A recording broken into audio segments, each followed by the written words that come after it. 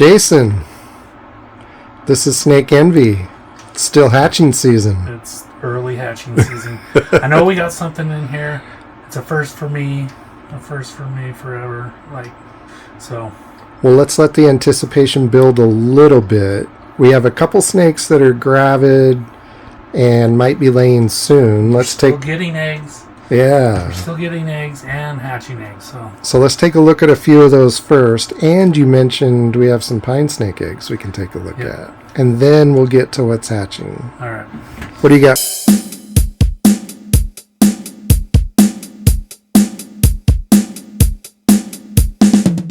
This gal, and she is getting real close to laying. Look at how spread these scales are. She is gorgeous. That's your African house snake. Look at those beautiful eyes. She's got nice color. Great color.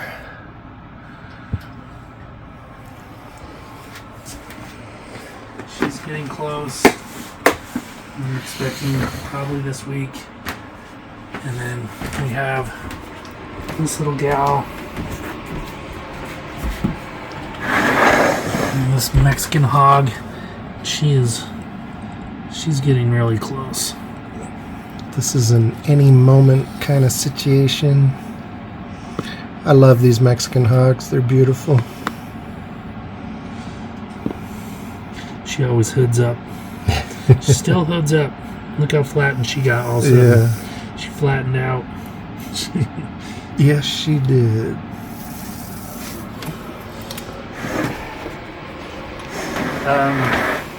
And then you mentioned you have some pine snake eggs. That's always exciting. Yeah. And they're already... These pine snakes are in here. Other eggs. I'm hoping they're in this box. Of course not. I pulled these out yesterday so we didn't get footage of them. We didn't get footage of them in the egg box. We'll show you. These big ones are Florida Pines, Gadsden locality. 7 of them. That's pretty good. 7 honkers. And pine snake eggs are famously kind of oblong shaped. Yeah. Not as long as those other ones were. No. How? Those sausages. Is 7 pretty typical for... 7's a good clutch. That's a good one. Yeah. I think I'm not super experienced with the pines, but I think probably like 5 or 6 is... I mean, I've heard of them laying quite a few, but like I would imagine like 5, 6, 7's pretty normal. Yeah, a half dozen is probably kind of the average. I've heard of them laying, 4. Yeah. Well, that one laid 3 this year. She laid 3 last year, 3 this year, so. Interesting. All right. What's new? And we're going to go through all these, but I don't think there's a ton of action, but there is some action. There should be.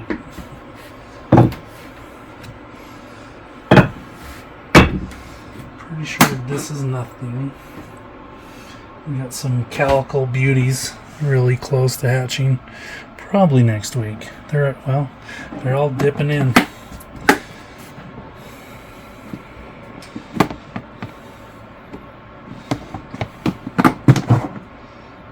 Something here. I don't expect a lot here, but I'll glance through them real quick. Never hurts to look while you're here. And give them a little fresh air. I don't think anything's happening here.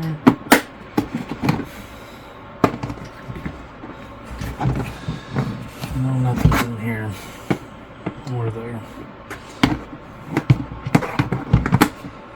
It's getting really close. These are more... Now, you mentioned they start to dip in when they're getting close. That egg right there is pretty obvious. Yeah. These are calico beauties. Beauty rats. I expect them any day now. Now, is that just a function of the yolk and the internals of the egg being everything. absorbed, and so the egg starts to kind of dip kind of deflate a little bit as there's less in there. Interesting. That's a good sign. Either that's dehydrated eggs or close to hatching, and there's plenty. And they definitely look good. Oh. Wow. All right. We got a little surprise in here, too. Is this one you were not expecting? No, I was expecting these, but I wasn't expecting this red milk in here. Oh my gosh, this red milk is beautiful. And these look like rats? These are Japanese island rats. Oh, yeah. These are not locality. These ones are albino. Now these turning, and they're gorgeous, the adults. And typical... Look how docile these guys are. Yeah, and typical of rat snakes, the babies are pretty plain. The babies have a lot of pattern, but very plain colors. Some rat snakes lose the pattern. A lot of rat snakes go through this big color change. Yep. But plain babies are typical. Even look at these striping in this guy. Yeah. And I had never seen that, and I don't know if that's normal or not. I don't think it matters, because they kind of lose that pattern. Yeah. But this red milk in here is something to look at, too. I'm excited what's going on there. I'm going to put these guys away.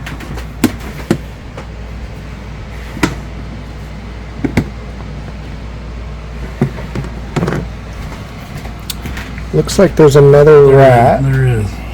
But this guy right here. Look at what's going on here. See all those little windows on the sides? Yeah. With those blotches? That's something typical that happens with this hypo red milk line. There's something moving right under there too. We might have two. It's a rat. That's a rat snake. Another rat. So the rats are hiding in there. So this is a hypo red milk, and this is from the Dave Niles line. And I mean, she's heavily in the blue, but look at these little windows down the sides. These little white spots in the saddle. And that's something that's going on with the Niles line. And who knows, with a few more generations, that could turn out to be a pied looking milk or something. Wow, that's interesting. And she'll brighten up with a shed. Without a doubt. So look at these little rats that are hiding in here. You got one there. There was another one moving around underneath. I don't want to disrupt these eggs. Oh, you're fine. But wanted to see if maybe we... There you go. Is that one or two?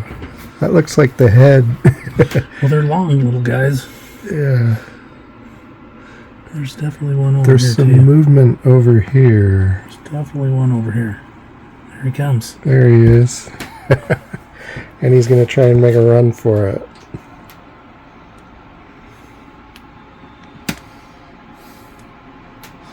And look how docile. There's no biting going on. There's nothing.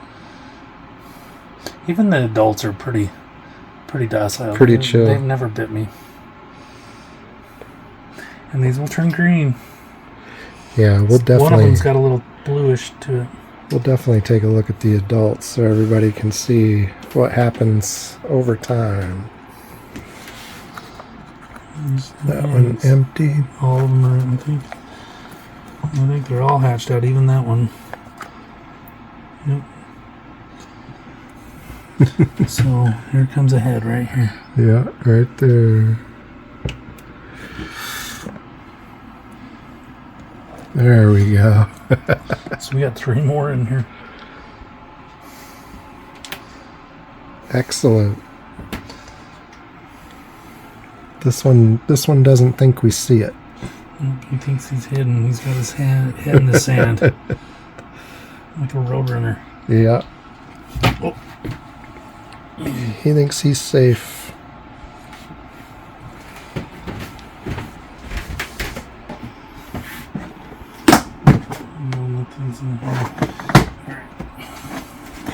So that's it for tonight. No.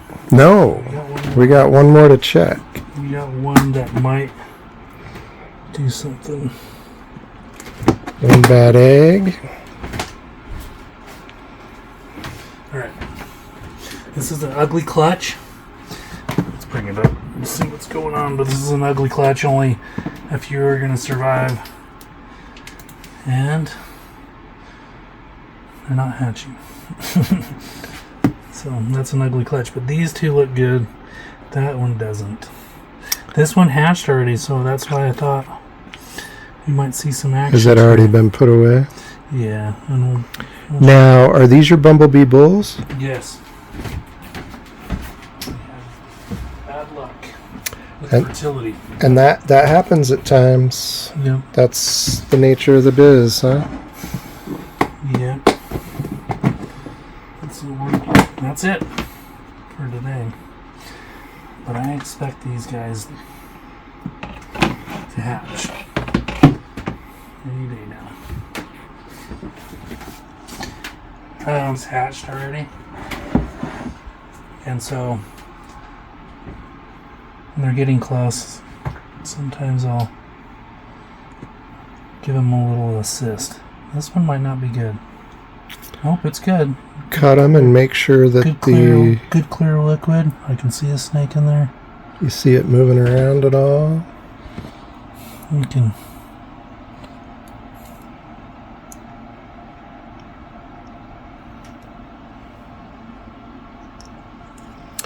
And this is always something breeders debate, right? At what point you help, and like you say, you've already got one out.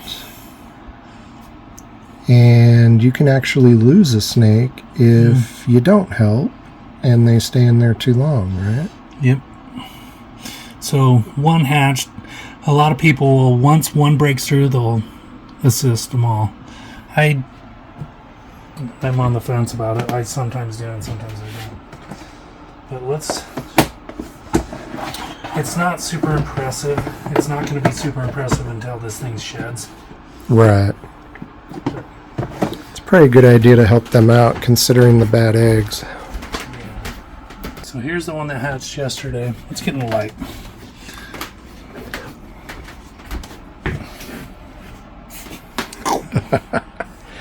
Now, we've talked about this project before, but remind everybody what you're doing here with these Bumblebee bull snakes. So this is a yellow bull. The parents were a yellow cross Kankakee. And so look how dark. All that darkness. The yellow isn't coming in. This thing's going to shed and then it's going to pop. But right now it's not. But even the black for But a it's still pretty. hatchling, Oh, it's pretty. it's Doesn't impressive. that almost look like a freaking desert king Yeah. with the chain? But you can definitely see the Kankakee influence. Yes. And that's pretty impressive to have that deep black right out of the egg. And then the yellow will come along. It did what I wanted to do. Get all that black. Now, when this thing sheds, we'll see how the yellow pops.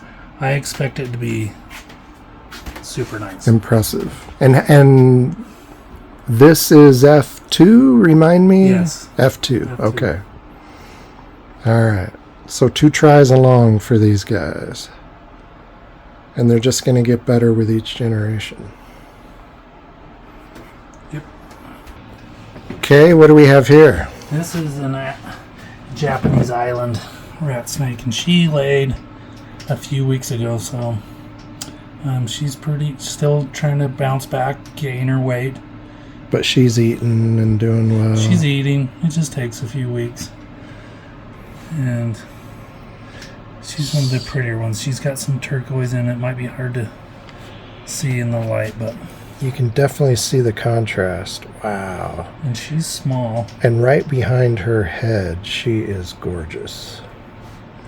Where the turquoise and green kind of come together.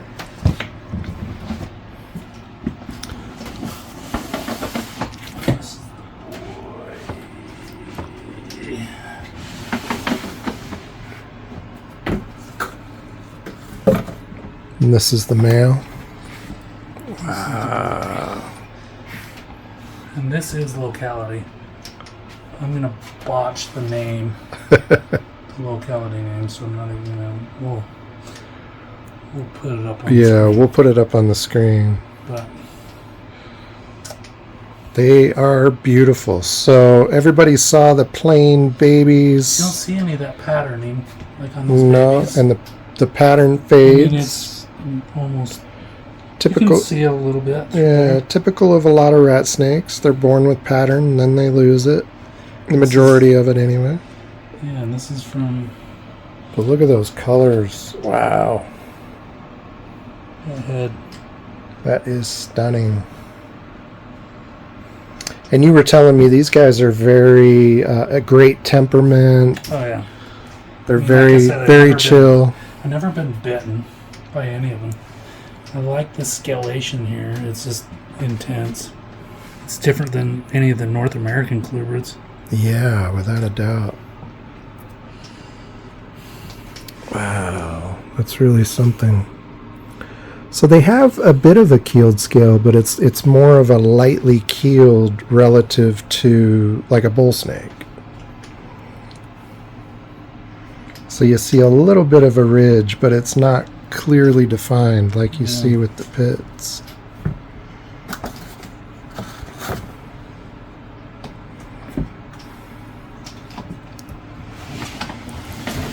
So we talked about it a little bit last week. Is next week kind of what you're expecting to be the big week?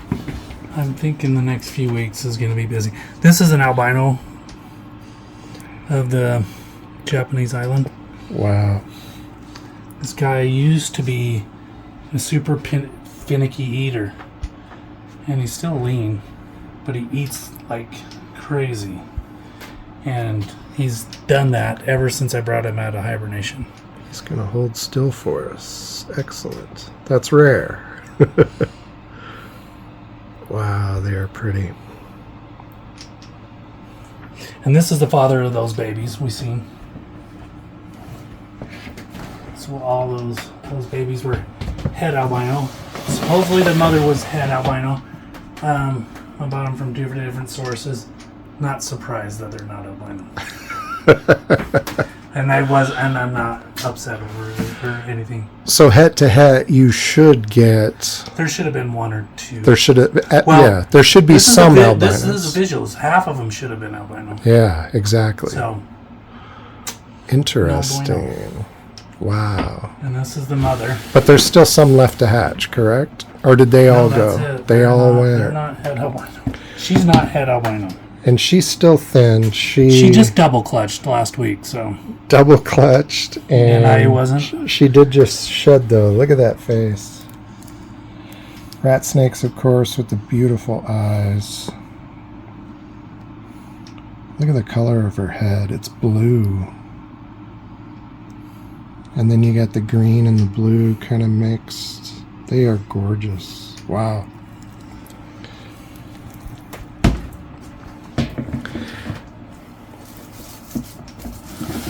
Okay, so walk me through those genetics again real quick. If you've got a visual albino, but you get no albinos, how is that possible?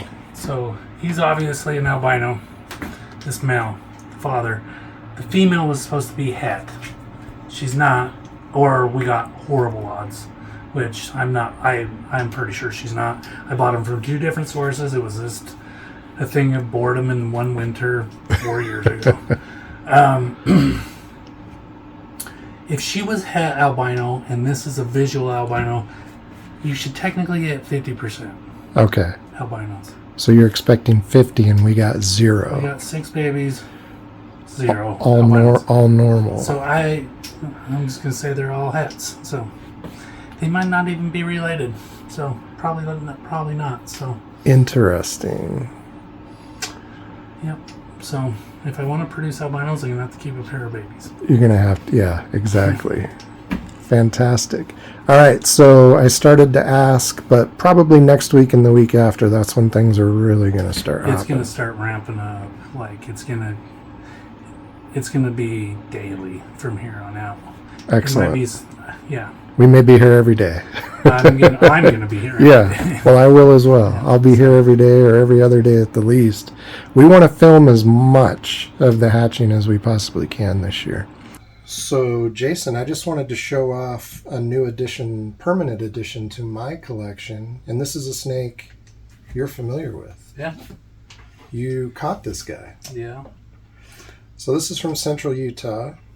Now, we refer to them as Utah mountain king snakes, but if I'm not mistaken, they are Arizona mountain king snakes. Yeah. It's not a subspecies or a separate species. It's more of a locality. Yeah. They used to have them. There used to be 4 subspecies. I think, I'm not even sure if they recognize Nablaki and Pyro as separate still. Yeah. So I think they should at least do 2 subspecies, a Nablaki and a Pyro, standard Pyromelana. So these are just Arizona mountain kings. It's still a Utah mountain king. Yeah, just part of the Arizona Mountain King range here in Utah. Yep. And this is from a canyon couple hours south of us, roughly. Mountain kings are fascinating because unlike the milk snakes that tend to live at a little lower elevations, these guys are typically up in the canyons, a little higher. They like things a little cooler. They're also kind of finicky throughout the summer. You don't see them much. They're more of a spring, fall, herping kind of thing. These guys are predators. These guys will... So these guys are... So I see this on forums or like chats all the time. Is this a Utah milk or a Utah mountain king? And it's like... There's very easy indicators like the white snout, but it's not foolproof. And if you don't have an eye for these subtleties, then it can be difficult. And one way the quickest way for me, when someone doesn't know what they're looking at, this snake is diurnal. It's active during the day. It hunts in the daytime, very rarely active after dark. And they're active predators. These are not ambush predators. These are snakes that are out on the hunt. This goes out on the... Typical of king snakes. Yep, this goes out on the hunt and forages.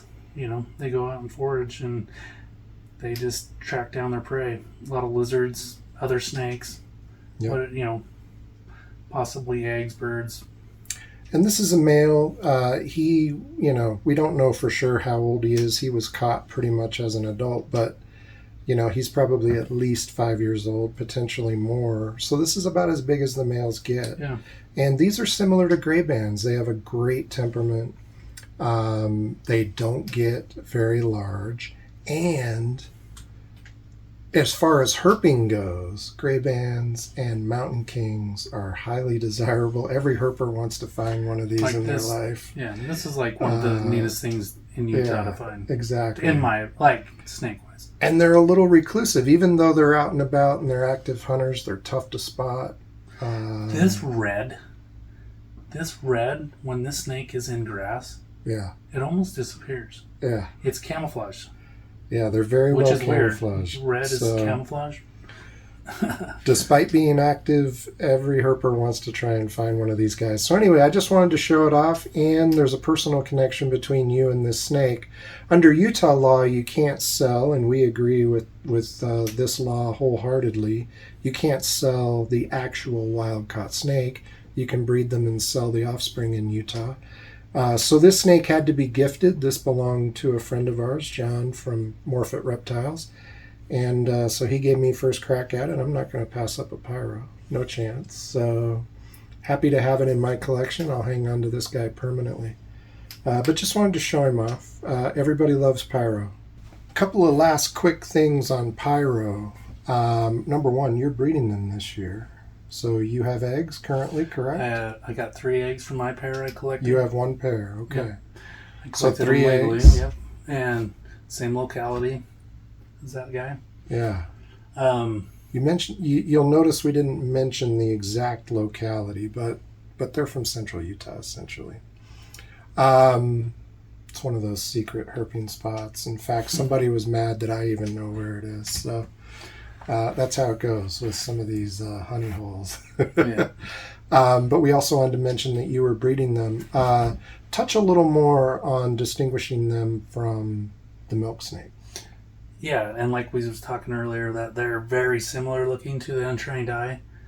But so a mountain king, they're terrestrial and diurnal, where a milk snake is nocturnal and fossorial. So two huge differences. Yeah. So similar looking, but so different. In terms of their behavior, yeah. And what time of day you caught it could be the only indicator you need to know which one you've got. Because they will overlap in a few areas. Yeah, absolutely. Elevation's one of those as well. The milk snakes don't tend to range as high into the canyons as the thus mountain king snake. They tend to live at a little higher elevation. So sometimes that's a clue as well. You're not typically going to find these down on the valley floors. Not that you can't find a pyro after dark or a milk snake in the daytime. I mean, a snake could hatch in the daytime and be out on the ground. Yeah. But general rule. General rules. So interesting. Thank you. Thanks.